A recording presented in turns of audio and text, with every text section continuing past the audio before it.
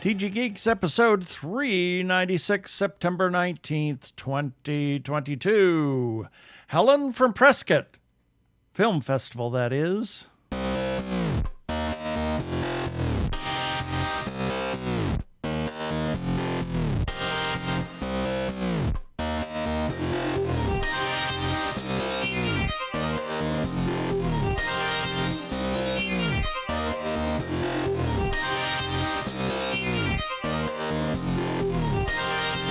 Hello and welcome to another webcast from tggeeks.com. Exactly. Where Ben and Keith, the Two Gay Geeks, talk about all aspects of geekdom and nerdery, sci-fi, comics, film, horror, genre, you name it, we talk about it. I'm Keith Lane. We're coming to you from TG Squared Studios in lovely, it's not really hot anymore, Phoenix, Arizona. And I'm Ben Raggington coming to you from, yes, because the high was only in the 90s yesterday, it is now officially fall. It is autumn here in Phoenix, Arizona. It's the not hot time. Well, not hotter than hell. Well, I view this, I think now this is the autumn part of the season. Yeah. Winter comes in when the high is only in the 80s. Well, then we have winter. In the 70s, maybe. Okay, the in 70s. The 70s, yes. That's all right. Mid-December, late December. For 1 week. Only. This in Phoenix, 1 week only. Winter. Come and enjoy it. Let's get on with it. Prepare for hyperdrive. Meanwhile, in the Hall of Episodes, the Two Gay Geeks are discussing this. Well, this time we're talking to Helen Stephenson from Prescott Film Festival. This was a great conversation. We had a great time at the film festival way back in the Slice yeah, days. She did the mini sci-fi fest. We and that was even talked about that too. So yeah, that was so much fun. Yeah, it was so much fun. Birthday shout-outs, our podcast of the week, and got a little bit of feedback and our regular shout-outs. In the second segment, we got a couple of things that we want to talk about. And then our wacky weekly recap and our regular shout-outs. So we're going to just get right on to it.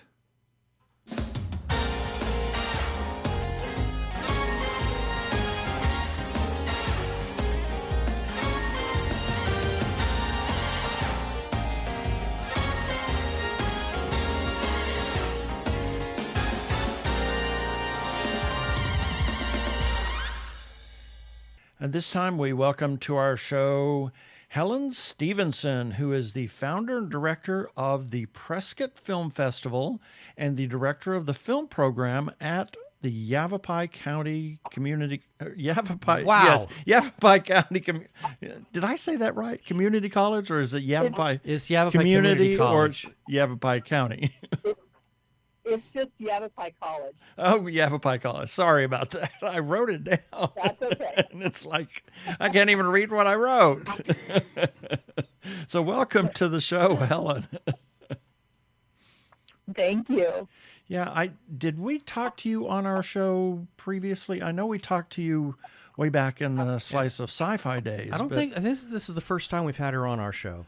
Yeah, I think we've tried a couple of times, and we've run some press releases for the Prescott Film Festival, but this is great to talk to you. The Prescott Film Festival is always filled with some wonderful films, and we're excited to talk to you about that. So why don't you tell us and tell our listeners kind of a brief history of who you are, how you are associated with Yavapai College, and then how did the film festival start, and we'll go from there. We'll go from there. How's that?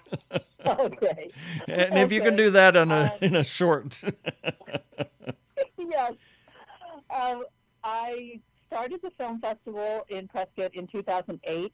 It was a volunteer gig until 2021. And then we started being underneath the Film and Media Arts program at Yavapai College. I wanted a film festival because I couldn't find anybody in Prescott who knew anything about independent film. Oh, wow. And this is such a vibrant, amazing art form that I just wanted to share that with the community. So I started researching, and actually Patrick Schweitz from the Sedona Film Festival was a mentor, and just I could ask him anything, and he would tell us. My husband also helped me from the very beginning, and it just slowly evolved. We started with a monthly series, and then in 2010 we had our first annual festival, and it's just grown since then. Yeah. So I think it's interesting that you said that the independent filmmaking is a vibrant community, and it really a vibrant is. art form. We have seen so many wonderful independent films that rival the big budget, big studio productions. I mean, in terms of content, maybe not necessarily, technical prowess, shall we say, but even at that, some of them are absolutely incredible. We saw something over a couple of weeks ago that somebody called in a favor. They knew somebody that was in the computer graphics, and they said, "Hey, can you do this for me?" He said, "Sure." So it turned into this wonderful film. So I'm with you there on the independent filmmaking being a vibrant art form. Yes, because I love all the films that come out and the Oscars and all those nominated films, but a truly independent film is not a cookie cutter film. It, like, sometimes you can just go to a theater and you watch one of these based on comic book type films, and it's cut and paste because it's made by a committee, and they have to because they're spending a bunch of money. So I don't fault them for that. But an independent film is going to be different. It's going to be unique, especially the documentaries. They're going to come from the heart. Right. And that translates onto the screen. Absolutely. Definitely. We have one film that these guys are firefighters, and they did a documentary feature about how to reimagine our relationship with wildfire. It's called Elemental. And anybody that lives in the Southwest, this is just an essential film to see. They're from Oregon, and it's how do you keep living in the beautiful forest and not have to live in a concrete bunker, basically. And that's what this addresses. So exactly. They're passionate about that. Yeah. And that's a great thing about, the independent films is they do come from the heart. And we get approached by filmmakers sometimes, and their films are not necessarily up our alley, shall we say, but we will never, ever, say anything bad about an independent film because they do come from people's hearts, no matter how they are made. It's always people put their heart and soul into these things, and, we may not agree with the way they made it or even like it, but we're not going to disparage it in any way because we're not going to stomp on their feelings. So it's just us. That's just us. That's very difficult. It's a very difficult path to trod. There's so many films. I mean, we look at hundreds of films every year, of course, to be considered for the festival. And there's so many that I can see the potential. But a lot of it is the technology, the audio is not up to par, and we screen in a huge theater with Adobe sound system. So every little mistake in that sound is going to come across amplified. And sometimes it's the script. You're so close. I want to just tell them you're so close with your script. When I retire, I think I want to be a script doctor. We have a friend who is a script doctor, and he never gets any credit for anything, but he goes in and he fixes scripts, and it's a passion for him. They pay him a fortune for it too. So, and we were at a festival just a couple of weeks ago where there was actually a little committee where they were kind of like they were fielding questions and not pitches. They're fielding film pitches, for people who wanted to make like an independent series or an independent movie, and then they would give the feedback and say, you might want to try this. you might find better success when you're doing that. But because there are a good deal of independent films that just miss the mark by a tiny bit from being, sort of adequate to being great. Right.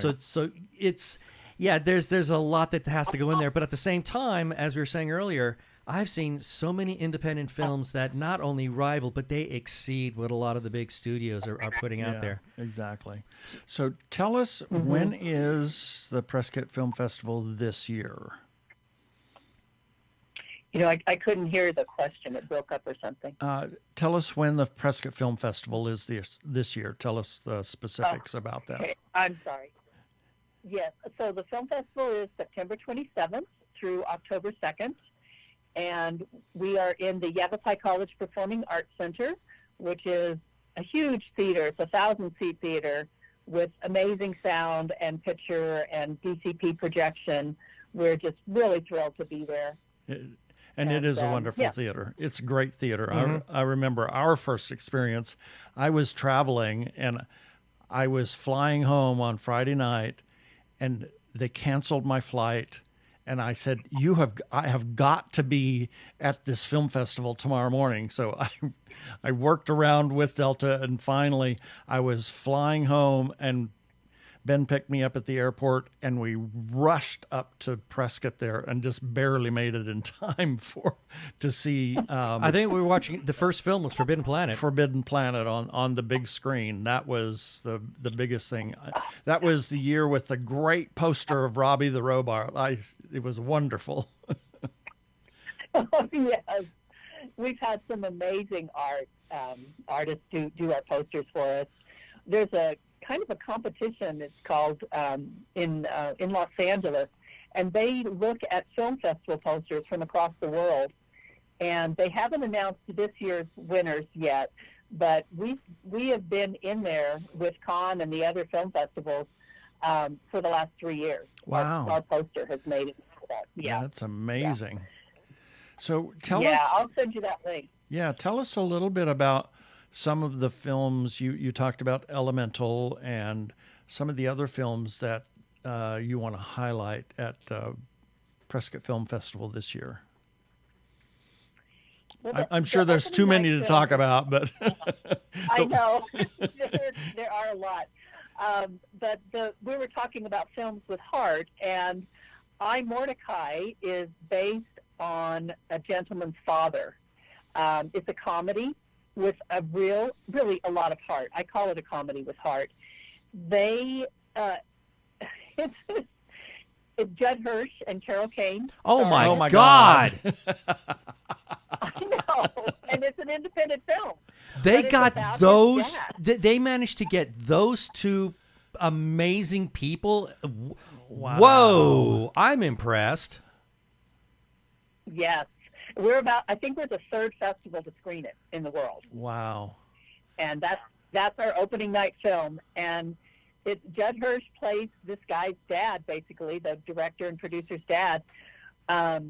He had a flip phone forever, and his flip phone breaks. And finally, the son marches him down to the iPhone store and makes him buy an iPhone. And it opened up his world. And it's just a beautiful, lovely story with the heart in it, too, is, of course, that it's his dad, but also his dad was a young boy during the Holocaust and remembers some of it. Yeah. So that's the piece of it that has that counter to the comedy that I love. Yeah. So that's a really good film. Yeah, that sounds like that sounds delightful. And I noticed there's one poster. It's Cat Daddies. Yes. Well, we have four cats, so we're going to pick up on that one, obviously. Obviously. Well, we are having a cat adoption event before and after that screening that day. Cool. Wonderful. That is so great. Yeah. That's wonderful. I love cats too. Yeah. And it's a delightful documentary with heart again. It's these men who love their cats, and they're attached to them, and they take them for walks. And one of them is an internet star, and one of the cats is belongs to a homeless man. Oh, cool. And how does that happen? So we really like that documentary. Also, obviously, it's really good. Yeah. The film that how you watch a film and your mind keeps going back to it and back to it. Right. The Friday night at 7:00 film, The Royal Game / Chess Story. The distributors are in the middle of changing the name, so I put both names up there. That is a film that is German with English subtitles, and it takes place during World War II when the Nazis invade Austria, and they pick this man up who was an accountant for the big, money people in Austria, and they want those numbers of those accounts that he has in his head.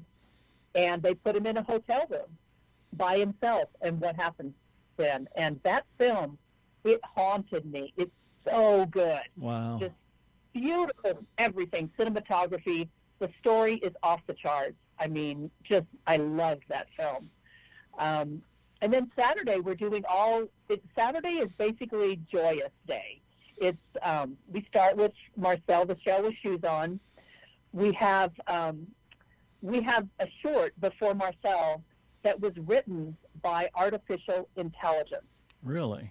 And these guys in New Zealand decide, okay, the AI wrote this. We're going to shoot it and act it out. We're going to make a short film based on what this AI said. And it is hilarious. Wow. Really? Interesting. Yeah, well, I'm sure, because the AI doesn't quite get the idiom sometime, and it's just a little off the mark. Yes. Well, it's called Proud Hooligan. Interesting. Well, you're a filmmaker yourself as well, aren't you? Yes. I have done, for a lot of years. We did my first husband was an editor and a director, and I would write the scripts and produce. And I think the thing I'm most proud of is we were part of the Voyager, the plane that went around the world nonstop, non-refueled. Mm-hmm. Wow. We did their fundraising videos, and so I've got pictures of me and my daughter in front of the airplane, and when she was just little, and that was very rewarding to, the commercial type industrial / client-based videos. I don't think they get enough credit all the time, and I think that's a huge market for students. I tell my film and media art students that you start with this industrial. You get paid for training, basically. Get the basic skills from us, and then go on and work for some companies and create content. And then while you're doing that, you're honing your skills. And you can go to the next level then with experience to do what you have as your dream job. Yep. So, so I did that. And then I got an Emmy for the Rocky Mountain Emmy division for something I did for the campus safety department at the college, and it's called Campus Safety During an Alien Invasion. Oh, far out. We had so much fun with that. Yeah, we did it in black and white, so it's evergreen. They still use it. Don't text and walk. Don't open the door to strangers. And of course, the strangers in the film were aliens. And right. We got an Emmy for that. Yeah. Well, that's nice. Yeah. Speaking of the industrial films and the advertisements, we interviewed she's a professional prop mistress or prop master and works on, a lot of really current projects, but she started out, in doing advertising. And she said there was one film that they were doing for like Wheaties. It was a cereal. It was a cereal, and she had to place every single flake of cereal in that bowl. And she said, and then there was something else. She said, I never want to see that ever again in my entire life after doing that commercial. It had to be camera perfect, because the lighting and everything, because you're basically selling that cereal, and if it doesn't look absolutely perfect, you're going to lose the audience. Yeah. So going back to the festival, you'd mentioned the one German film. So this kind of got me wondering. I love the fact that you're getting films from outside of the country. How did the festival manage to kind of cast that net, and let filmmakers outside of this country, how did they learn about this film festival and give them the motivation to want to submit? So we have three legs really of how we get films. One is just blind submissions from Film Freeway. The second is going to festivals ourselves, or I have a director of curation, and his name is Mike Simone. He lives in Phoenix, and he not only goes to festivals, but he looks at all of the festivals that are going in the envelope that we don't think they'll be streaming before our festival. We're fighting streaming, basically. Right. And I just, he sends me the list. I look up the trailers. And if I like the trailers, then I reach out to the filmmaker directly and say, hey, this looks like it would be a good fit for our festival. Can you send us a screener? And then they send us a screener. And my husband, Don, wrote a software program that's called Film Fusion that will ingest the films into the system. Our trained movie reviewers will have a login, and then they'll be able to log in and then log into the individual movies with passwords and watch the movies, and then they rate them through that software. Wow. So that's the basic system. That's cool. That's nice. Yeah, he's brilliant. He's my husband. Yeah. My husband, Don. Yeah, we were doing it all with paper before. When we started, there wasn't like streaming movies. There was DVDs and pieces of paper to rate the movies with. And right. So by the time we were done, with a season of rating movies, there were thousands of pieces of paper that we had to go through and write down all those scores. And he walked into our office one day and saw these piles of paper, and he says, "What are you doing?" And we told him, and he said, "We're starting a recycling service." Yeah. So we told him, he thought for a second, then he's like, oh, yeah, I could fix that. And so he wrote the first Kelly Blue Book website. Wow. So he's been in the business a long time, and he knows his stuff. So he just like, okay, I can do this. So, that's cool. Yeah. So now we have it online. Yeah. So when, and I'm going to put you on the spot here, when do you plan to do another mini sci-fi film festival like you did that time that we came up there? That is still everybody, me, my board, our volunteers. That's our favorite thing we ever did. Oh, it was so much We fun. had so much fun at that little event. It was delightful. Wonderful. Yeah, it really was. Now that it's part of the college, we could maybe extend that more into the academics of science. There you go. And we have science faculty come and speak about this and that, and because it's my favorite genre, and they just finding a sci-fi film that's in an independent film festival realm is very difficult, because usually they're really big studio films.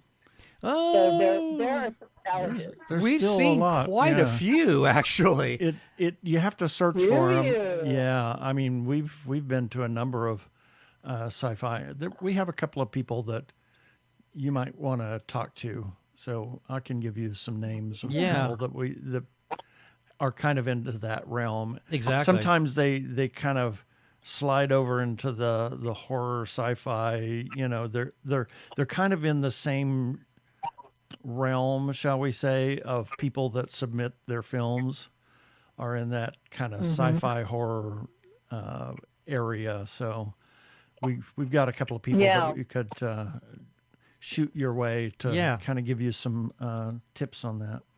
Yeah, because we would love to see it, and I love the idea of blending in the science. Because I remember at that festival that we went to, you had all these astronomers that were there with their telescopes, and that was one of the most enjoyable nights I'd had in a very long time. So to have to experience something like that again would just be a delight. Yeah. So let me ask you this: if anybody is interested in attending this festival, how can they do that? I mean, is there like a website that they can go to where they can get tickets, get more information? How can they do that? So the trailers and the information on the individual films are at PrescottFilmFestival.com, and the tickets are through YCPAC.com, which stands for Yavapai College Performing Arts Center. So that's how you get tickets. And each individual film has on the website, the film festival website, has a link to buy the tickets. So okay, so they'll be able to get that off the Prescott Film Festival website then. Yes. Mm-hmm. Cool. It'll link right to it. Right. So, do you have Twitter or Instagram? Or is there any anything? social media by which media? they can find more out? Yes, we have Facebook and Instagram and Twitter. Yeah. Okay. And all to just look up Prescott Film Festival for that, right? Right. Mm-hmm. Excellent. All right. Yeah. Well, this has just been a delight. Thank you so much, Helen, for being on our show this time. Thank you so much for having me. I really enjoyed it. Yep. Hey guys, my name's Gigi Edgley. I play Tiana on Farscape, and I'm the host of Jim Henson's Creature Shop Challenge. And you're listening to the amazing, awesome, brilliant, perfect, wonderful Two Gay Geeks. Mwah! Gigi was such a... That's a lot of amazing. I know. She was so fun to adore talk her. to. I really hope we can chat with her again. Yeah, it would be wonderful. Well, here's a few selected birthdays for September 19th through September 25th, 2022. September 19th, Adam West. Isn't he just awesome? Or wasn't he? I mean, he sadly he left us, but wasn't he just awesome? He was. He was the William Shatner ilk of acting. Yeah. With a sense of humor and a sense of self-deprecation. I mean, he understood who he was and how pop culture viewed him, but he also understood how fans loved him. Absolutely. I mean, oh my gosh, the gushing of love from the audience at what was Phoenix Comic-Con at the time was so amazing. That still rates as one of the best panels I've ever attended. I mean, we talk about it all the time, but it was... Because it was that good. It was so perfect. It was Adam West. It was... Burt Ward. And the statuesque. Oh, my God. It was the three of them, I mean, it was a delight. Just a delight. The hall was packed. Everybody loved them. And I remember one guy coming up and saying...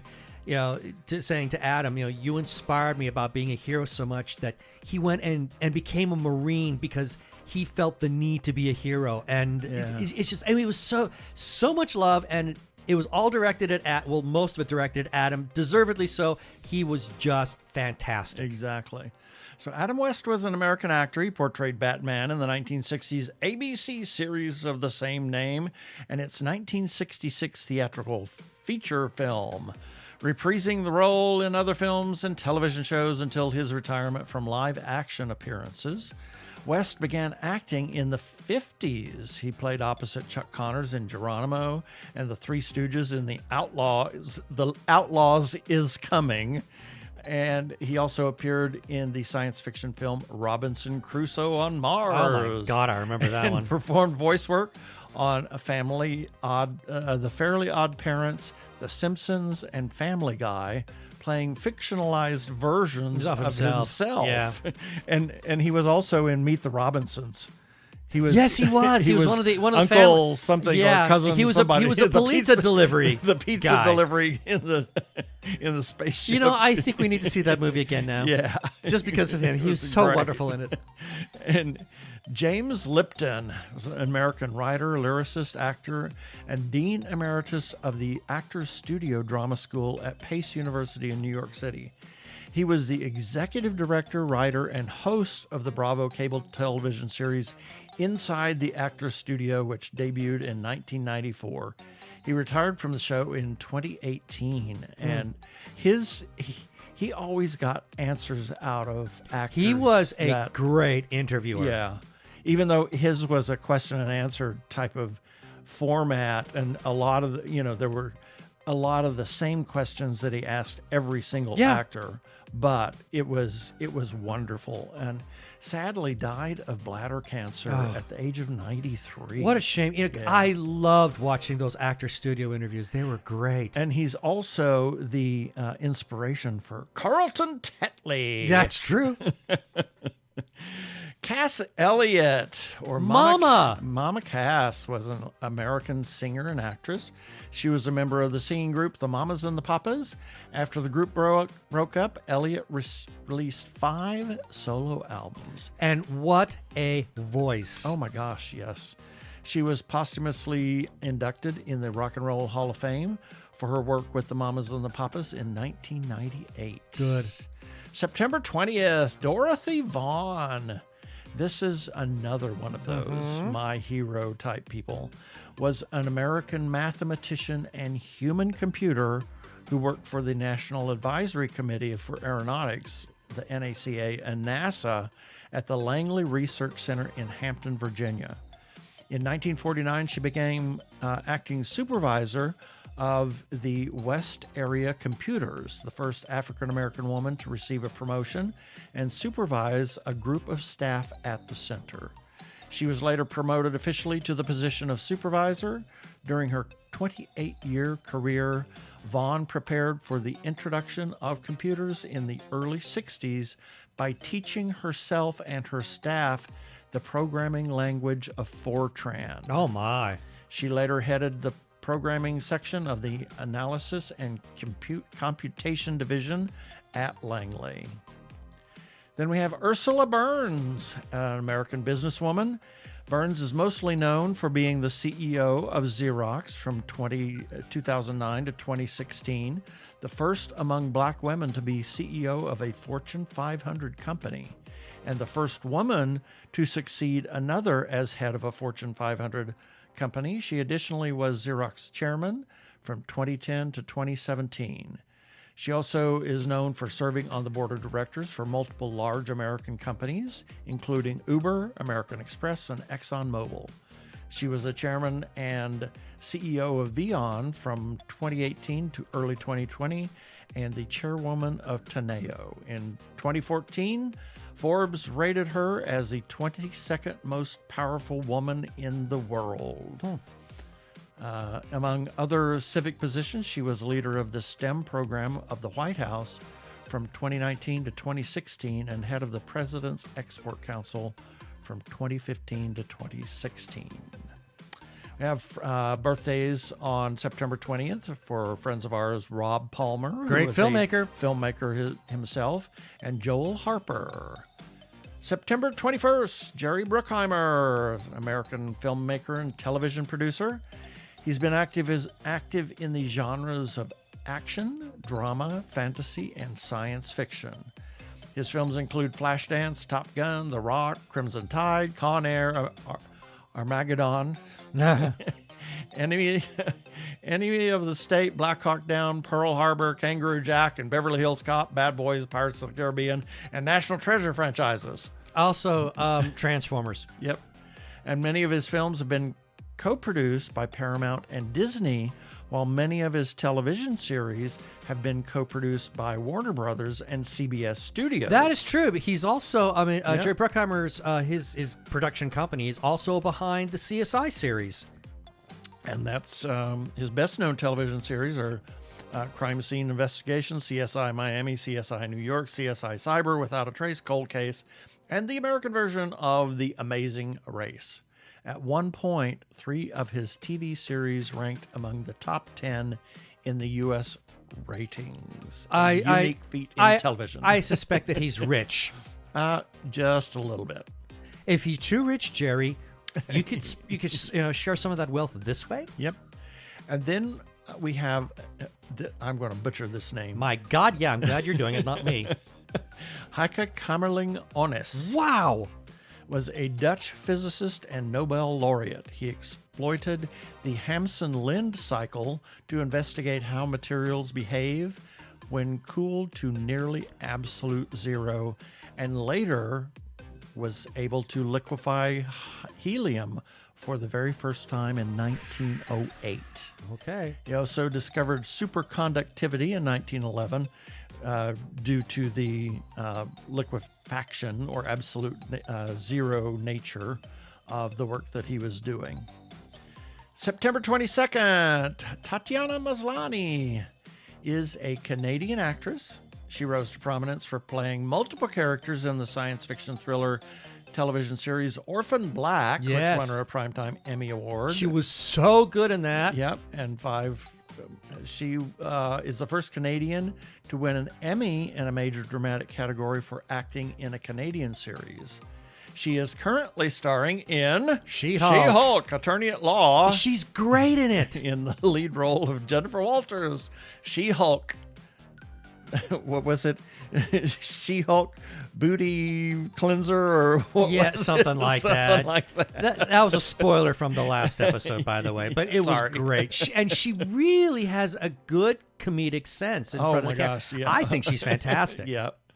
And then I have a very long thing on Michael Faraday. He truly is one of my heroes. A scientist, was an English scientist who contributed to the study of electromagnetism and electrochemistry. His main discoveries include the principles underlying electromagnetic induction, diamagnetism, and electrolysis.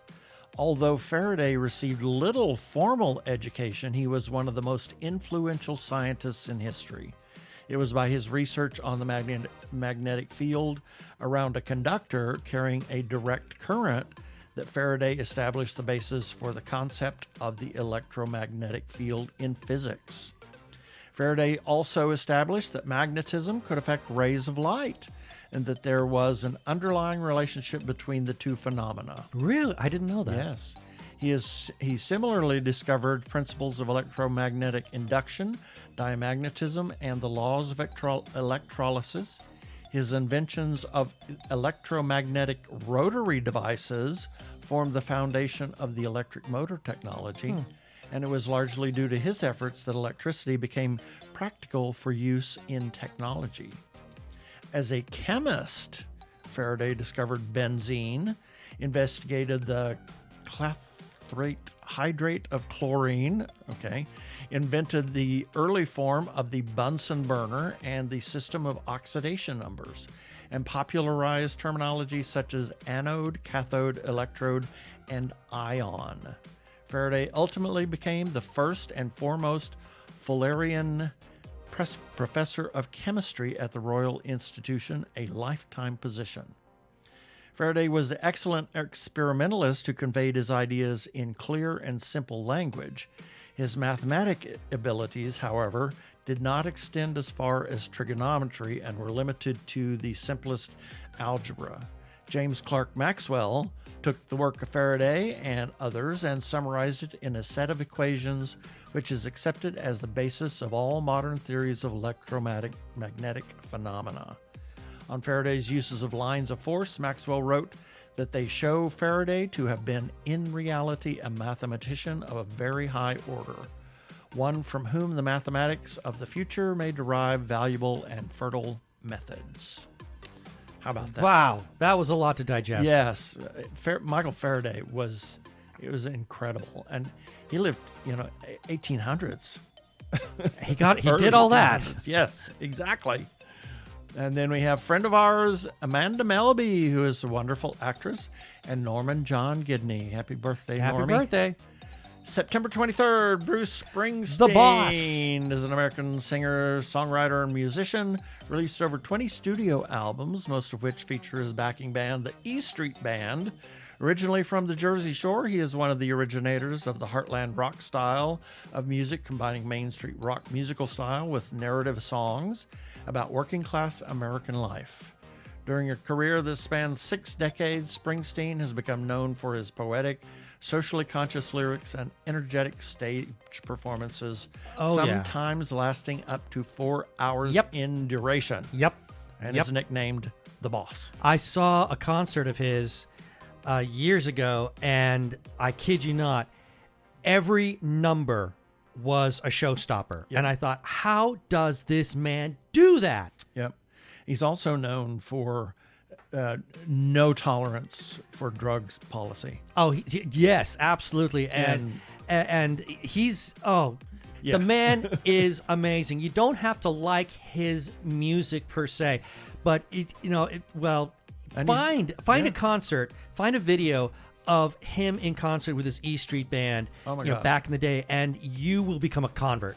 He's also, written a lot of music that other people have covered. Blinded by the Light is one of his. Pink Cadillac. Pink Cadillac is another one. Yeah. And then we have Mary Church Terrell, was one of the first African-American women to earn a college degree and became known as a national activist for civil rights and suffrage. She taught in the Latin department at the M Street School, now known as Paul Laurence Dunbar High School, the first African-American public high school in the nation in Washington, D.C. In 1895, she was the first African-American woman in the United States to be appointed to the school board of a major city, serving in the District of Columbia until 1906. Terrell was a charter member of the National Association for the Advancement of Colored People and the Colored Women's League of Washington in 1892. She helped found National Association of Colored Women in 1896 and served as its first national president, and she was a founding member of the National Association of College Women from 1923. Then we have friend of ours, John Balding. We know him from the opera. And Cam Fadal and Josh Tarnofsky. September 24th, Jim Henson. That's why I played the Gigi Edgley. Was an American puppeteer, animator, cartoonist, actor, inventor, and filmmaker who achieved worldwide notice as the creator of The Muppets and Fraggle Rock, and director of The Dark Crystal, Square Whitening, and Labyrinth. He was born in Greenville, Mississippi, and raised in Leland, Mississippi, and University Park, Maryland. Henson began developing puppets in high school. He created Sam and Francis, a short comedy television program, while he was a freshman in the University of Maryland College Park, in collaboration with Jane Niebel, who was a senior. A few years later, the two married. He graduated from the University of Maryland with a degree in home economics, after which he and Jane produced coffee advertisements and developed experimental films. In 1958, he co-founded Muppets, Inc. with Jane, which became the Jim Henson Company. In 1969, he joined the children's education television program Sesame Street, where he helped develop the Muppet characters in the series. He died on May 16th, 1990. I remember in this. New York City at the age of 53 from streptococcal toxic shock syndrome. He left us way too soon. Absolutely. He was posthumously received a star on the Hollywood Walk of Fame in 1991 and was named a Disney legend in 2011. Then we have Guru Ram Das, was the fourth of the 10 gurus of Sikhism. He was born the 24th of September, 1534, into a family based in Lahore. At age 12, his grandmother moved where they met Guru Amar Das. The boy thereafter accepted Guru Amar Das as his mentor and served him, and became part of the Guru Amar Das's family. As with the first gurus of Sikhism, instead of choosing his sons, he chose Ram Das as his successor, and his name means servant of God. Guru Ram Das became the guru of Sikhism in 1574 and served as the fourth guru until he gave up his earthly body in 1581. He's also remembered in the Sikh tradition for expanding the Manji organization for clerical appointments and donation collections to the theologically and economically support the Sikh movement. And then we have a friend of ours, Gabe Hagen, who is, he and his partner are what's the coffee shop in Tempe? Oh, shoot. Brick House. Road Coffee. Brick Road Yes. Coffee, that's it. And September 25th, Mark Hamill. Who the hell is that? I've never heard of him before. I have no idea. Oh, he's an American actor and writer. He's known for his role as Lucky Skywalker in Star Wars film series. Luke Skywalker. Luke Skywalker. We're not that thick, people. And subsequently winning 3 Saturn Awards for his performances in The Empire Strikes Back, Return of the Jedi, and The Last Jedi. His other film appearances include Corvette Summer and The Big Red One. Hamill has also appeared on stage and in several theater productions, primarily during the 80s. He is a prolific voice actor who has his portrayed voice characters in numerous animated TV series, films, and video games. He's known for his long-standing role as the Joker in various DC Comics projects, commencing with Batman the Animated Series. And then we have Pedro Almodovar, is a Spanish film director, screenwriter, producer, and former actor. His films are marked by melodrama, irreverent humor, and bold color, glossy decor, quotations from popular culture, and complex narratives. Desire, passion, family, and identity are among Almodovar's most prevalent subjects in his films. And that's it for the birthdays this time.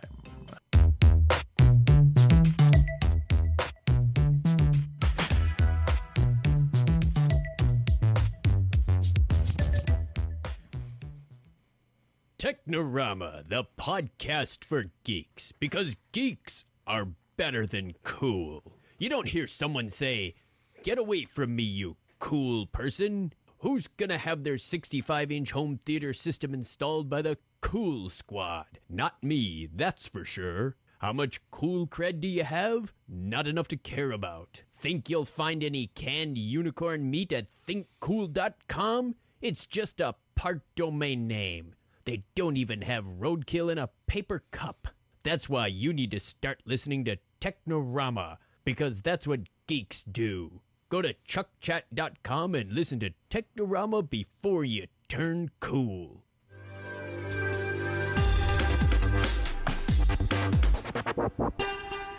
Go give a listen to our friends Chuck and Craig over at Technorama Podcast. I'm Daniel Radcliffe, and I believe that reaching out for help is the bravest thing a person can do. If you are struggling and need support, call the Trevor Lifeline at 1-866-488-7386. It's free and confidential, and trained counsellors are there to listen 24/7 without judgment.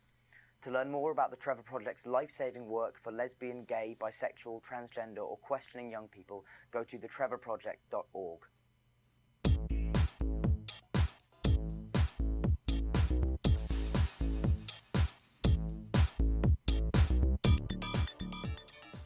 And it's time for our feedback. Only have one today because of time. This is a comment that we received in response to an episode that we ran on our website at tggeeks.com. And the link for this episode will be in the show notes for this episode, article number 396, that you can find at tggeeks.com and will be shared at the 3 big social media platforms. And this is regarding TG Geeks, episode number 393. We got this wonderful comment from Arkle. I smiled so much when I read this one, Arkle. I really did. This was great. I don't blame Keith at all for not wanting to continue with Lower Decks after the pilot. I had actually made the same decision myself initially. It wasn't until I heard that Riker and the USS Titan were in the finale that I decided to give it a second chance and watched episodes 2 through 10 from season 1 in 2 days. And I'm glad I did, because I love the show now. I guess the creator just needed to get the Rick and Morty out of his system, because by episode 3, when Mariner is less Rick Sanchez but in Starfleet and more her own character, the show really takes off. But man, that pilot, oof. Second Contact is easily the worst pilot episode of the franchise, and considering its competition includes Encounter at Farpoint and Broken Bow, Broken Bow, that's saying something. I am in total agreement with you on that. I didn't go back to Lower Decks until I heard also about Riker and Deanna being in the finale for season 1. I thought, okay, let me give this a shot. And I just went right for the finale, and I liked it so much that I then went back and watched the remaining episodes of season 1. And I've been following it ever since. You're watching it with me now, too. Yes. So anyway, that's our feedback. Yes. If you want to leave a comment, you can do that on our Facebook page, Twitter, Instagram. You can even leave a comment on our YouTube episodes or at tggeeks.com on anything we publish. You can, and we'll get a shout out on a future episode. We also have a listener feedback line. You can leave us a voicemail and we'll play that on air. And you can call 469-TG-GEEKS. That is 469-844-3357. And as always, please play nice. For more than 2 decades, Judy and Dennis Shepard have honored their son Matt by working to erase hate around the world. The Matthew Shepard Foundation honors his legacy by inspiring the good work of activists, teachers, artists, and legislators, and everyday LGBTQ+ folks and their allies. Join us today in helping to erase hate. Visit MatthewShepard.org. Thank you to Comcast NBC Universal for that promo. We'll just say that we're huge supporters of independent creators. Please, you support them as well. Talk to them at cons. Find them on their Etsy pages, their websites, Instagram, Facebook, wherever you can find them. Please consider supporting independent creators.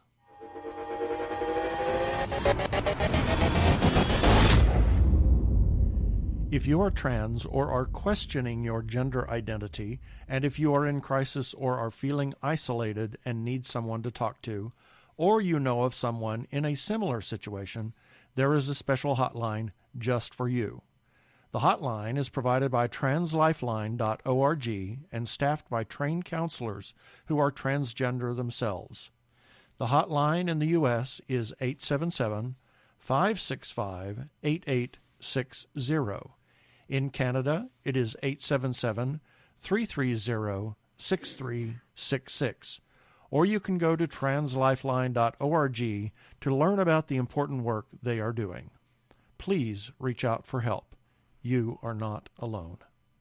Yeah, baby. They're like 2 gay geeks. They're together, you know. They're 2 gay guys and they're geeks.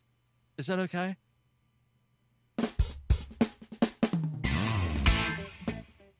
We are tight on time. Tight on time. I want to just say that we had the extreme fortune. Wow. Yeah. To be included in a press junket, and you were able to sit down. I was able to sit face to face with Billy Eichner and Luke McFarlane of the upcoming movie Bros. It was truly wonderful. It was, and I really want to give thanks to Lee Massey of Frost Communications for, well, I tip my hat to her because I think that was Frost Communications' very first press junket ever. Yeah, I think it was, and I just want to thank her so much for reaching out to us because she had us in mind for being able to participate in that junket, and what an experience we've got. There's an article on our website at tggeeks.com. I will have the link for that article, and there's a video in there where I'm sitting face to face with them. That will be in the show notes for this episode, Article 396, so you can find it there.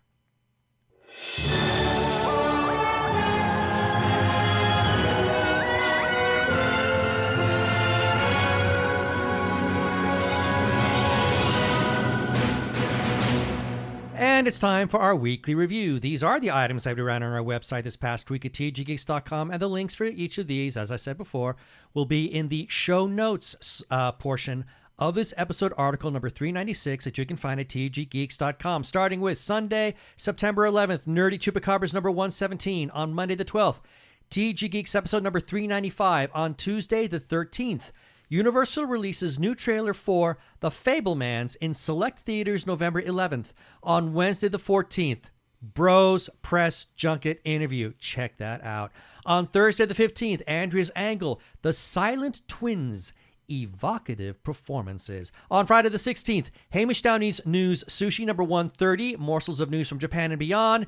And on Saturday the 17th, Bros, A Look Inside.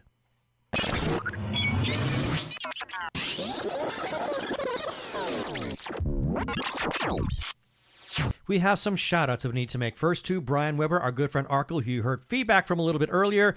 He is on Twitter as Geek of All Trades, and geek is spelled the letter G, the number 3, the number 3, the letter K of all trades. He's also referred to as Brian the Ampersand List YouTuber on Twitter. And we mention him because, well, he gives us feedback a lot, and he sometimes republishes our content from time to time through his Arkle Times Post Dispatch News, which you can find that by finding him on Twitter. And while you're looking for all things Arkle, go to his YouTube channel. That will be youtube.com/Arkle Studios, and catch all of the wonderful things he's got going on there. We must also give some shout-outs to a couple of Facebook groups for allowing us to post our episodes and relevant articles on their pages. First, Two Gay Geeks After Hours. Big thanks to the moderators for saying that we could share away our content there. Their address is facebook.com/groups/Gay Geeks After Hours, and that's all one word. And then to The Gay Geek for pretty much the same thing, and their URL is facebook.com/groups/The Gay Geek. And as always, we give special thanks to their moderator, Jeremiah Reeves. Thanks, Jeremiah. Other places we can be found include Spotify, TuneIn, Stitcher, Amazon Podcasts, as well as whether other fine podcasts can be found. Also, check us out on Sci-Fi Radio at 3 a.m. and 3 p.m. Pacific Time on Tuesdays, and listen to their other content. They're a 24-hour geeky internet radio station. Please rate us and review us on iTunes, and don't forget to subscribe to our YouTube channel.